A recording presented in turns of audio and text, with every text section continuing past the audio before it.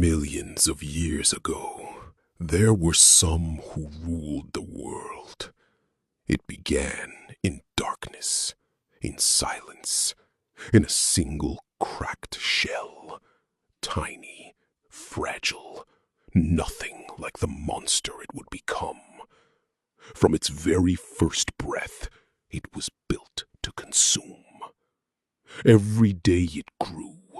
Every day the world grew smaller beneath its feet, until the day it stood over its first kill and understood what it was. The Tyrannosaurus Rex, the most powerful predator Earth has ever